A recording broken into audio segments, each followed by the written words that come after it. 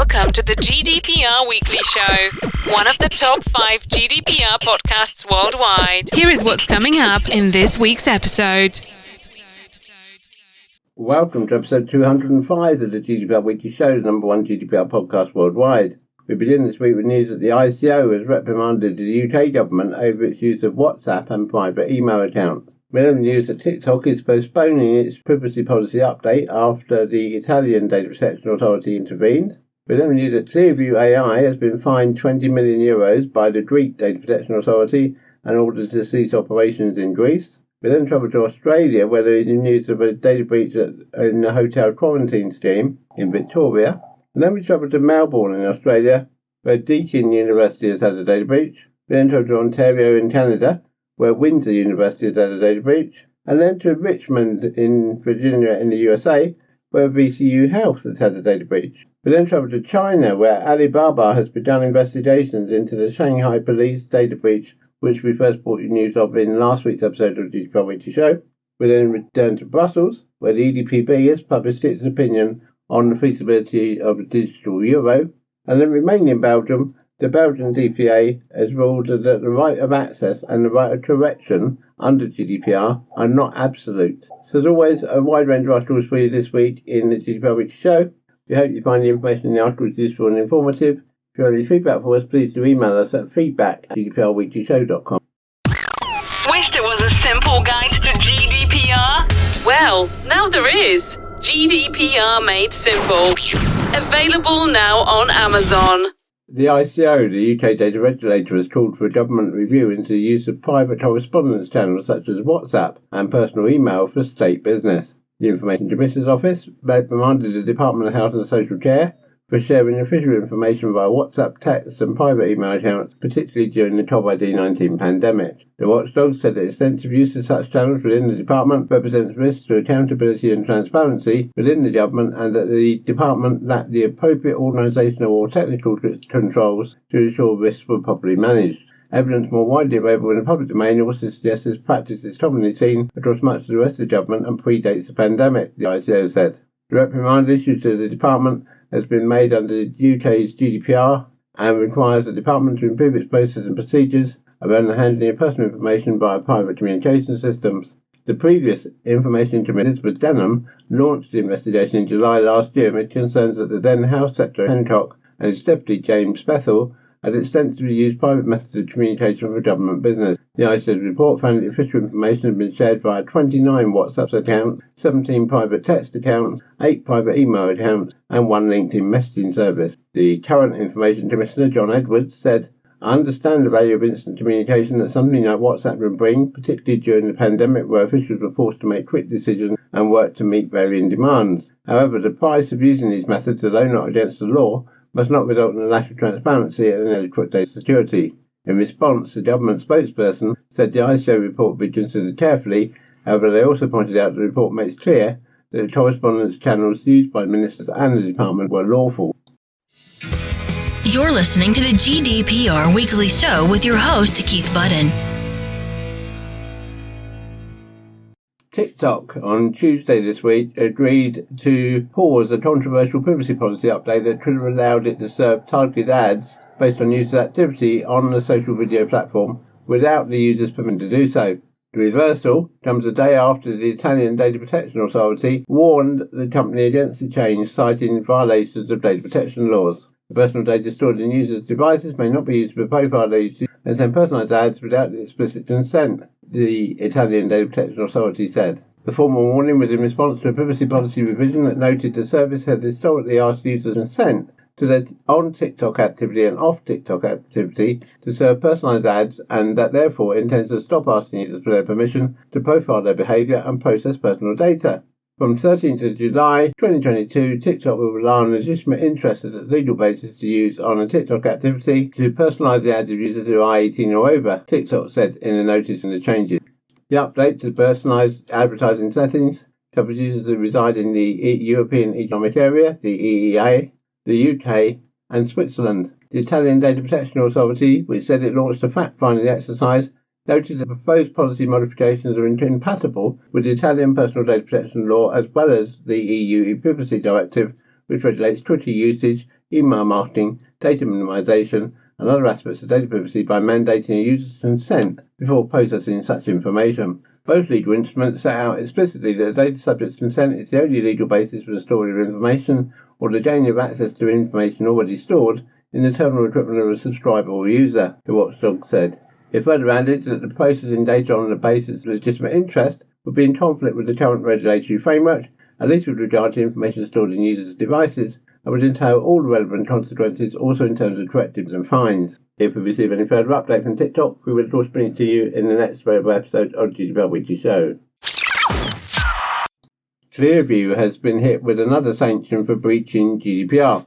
The Greek-based Hellenic Data Protection Authority has fined the controversial facial recognition firm €20 million and banned it from collecting and processing personal data of people in Greece. It has also ordered it to delete any data on Greeks that it has already collected.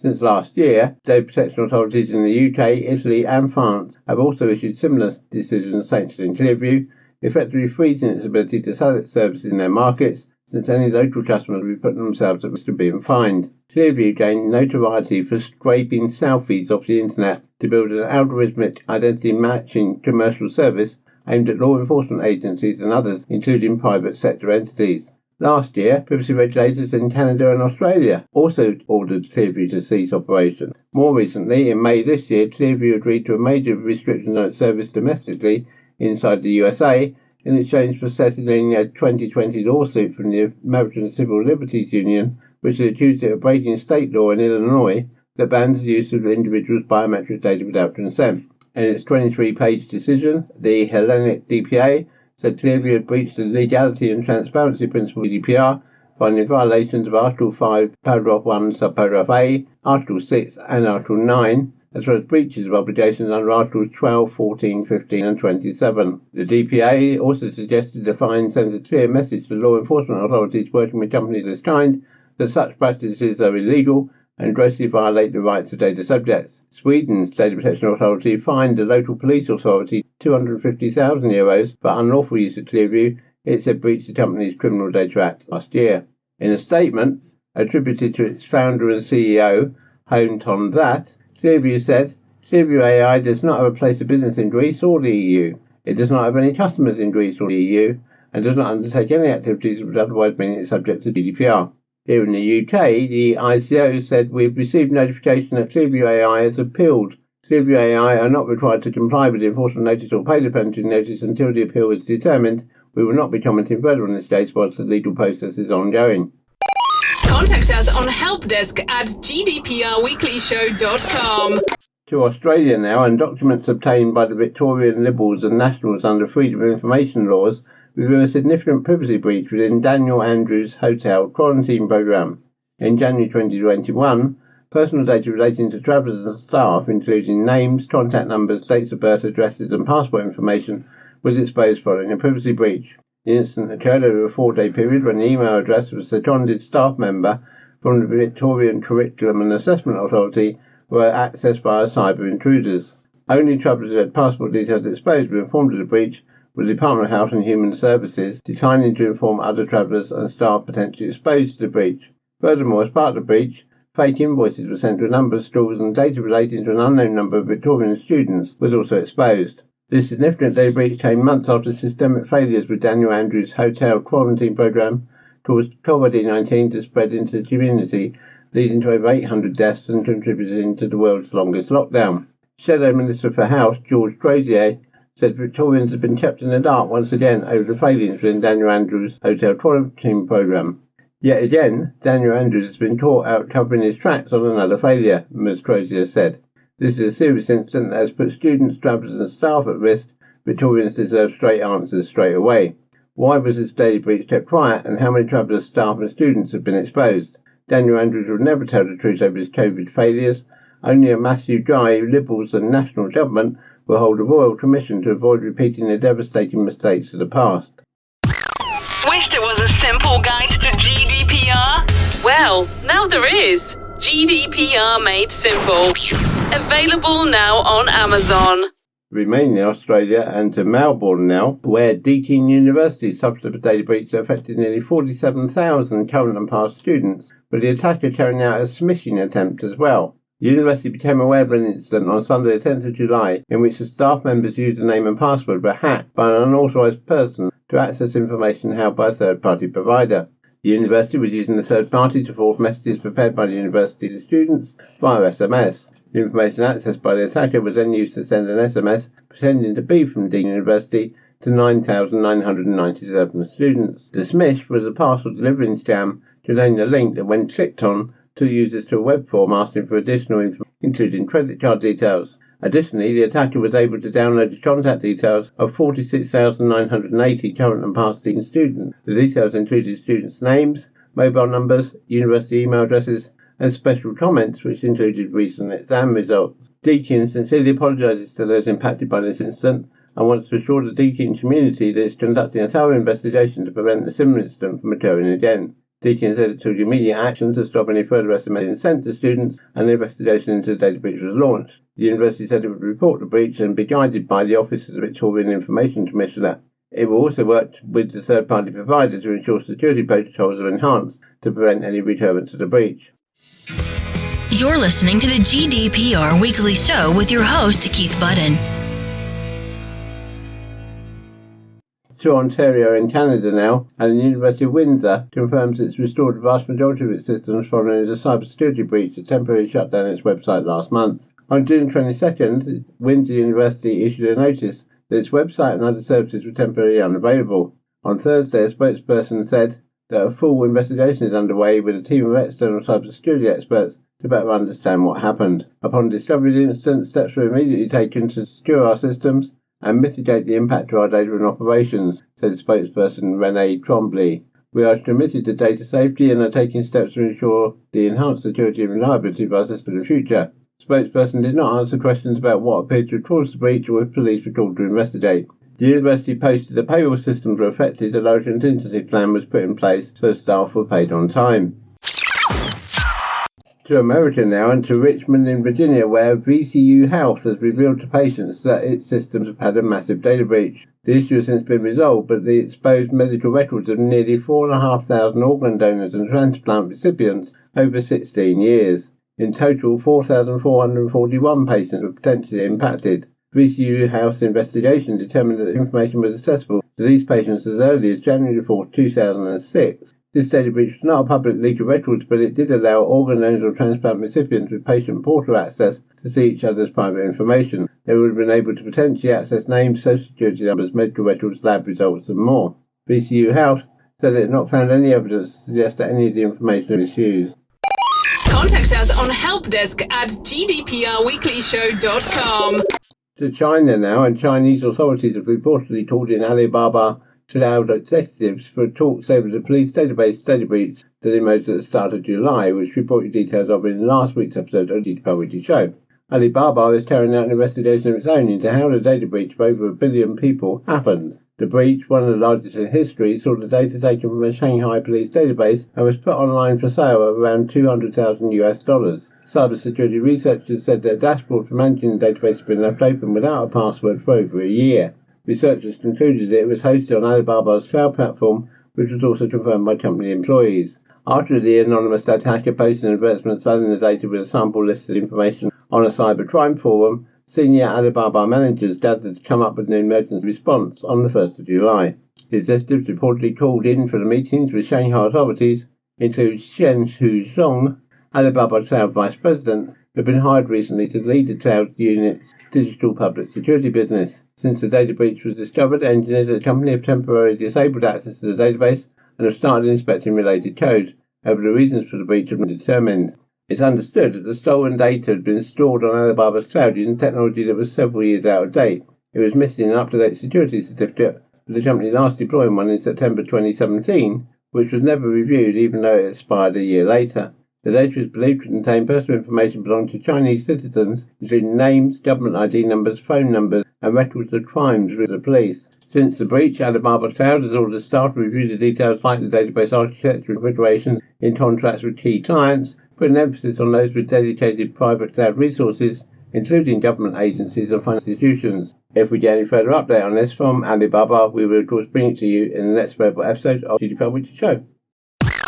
Wished it was a simple guide to GDPR? Well, Well, now there is. GDPR made simple. Available now on Amazon. To Brussels now, and on the 30th of June 2022, the EDPB, the European Data Protection Board, published documents adopted during its 66th plenary session. One of the most interesting ones, perhaps, was its response to the European Commission's consultation on a digital euro.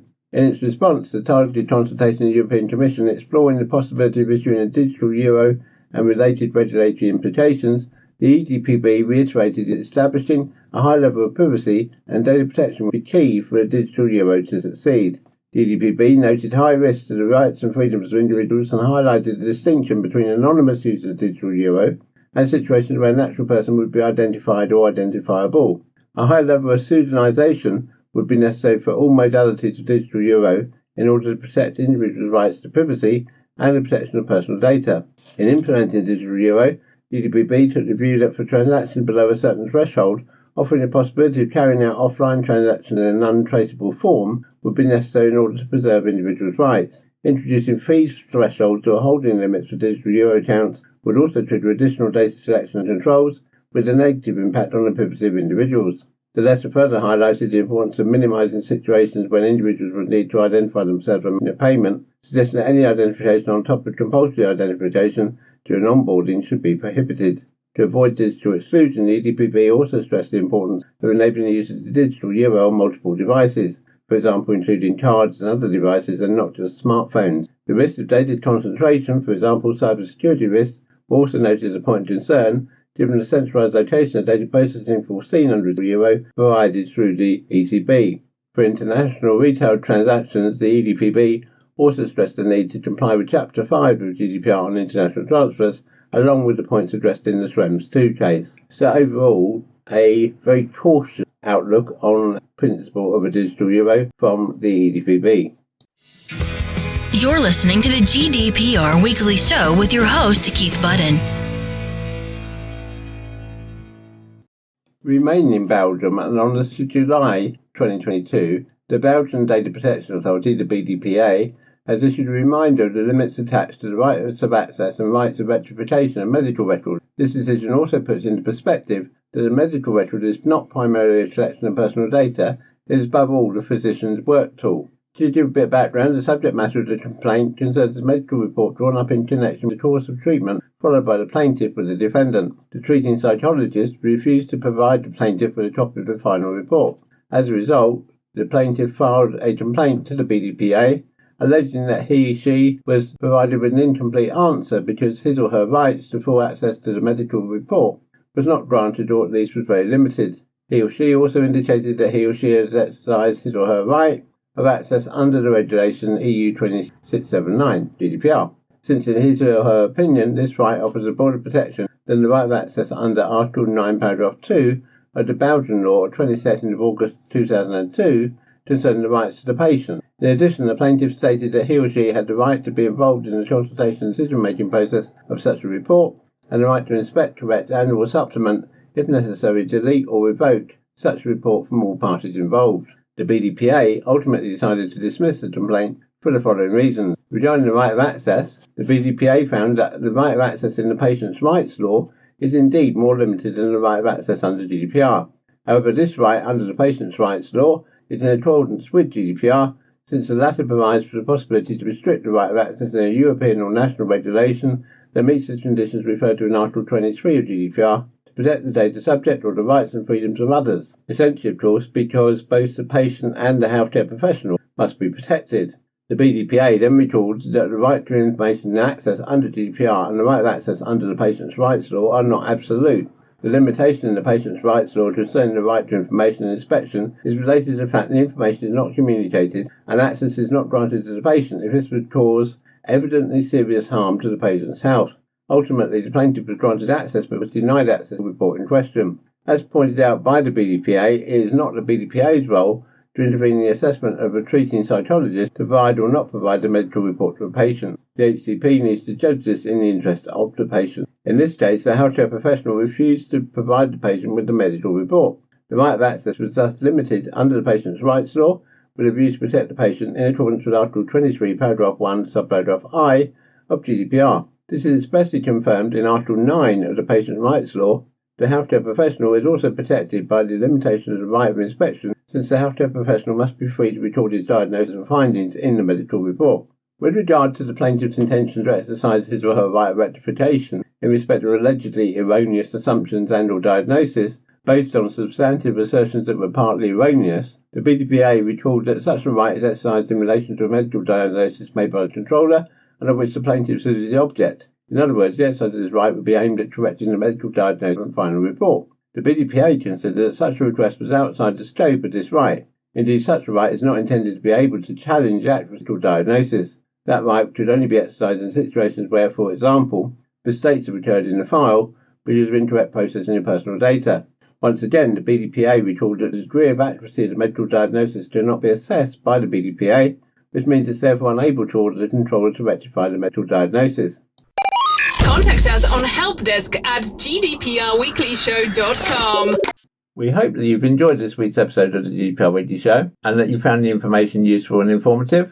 We do really appreciate your feedback, so please do email us at feedback@gdprweeklyshow.com with any comments you might have about the articles we've raised this week, or indeed any suggestions you might have for improvements to the show. The GDPR Weekly Show is a Insurity production.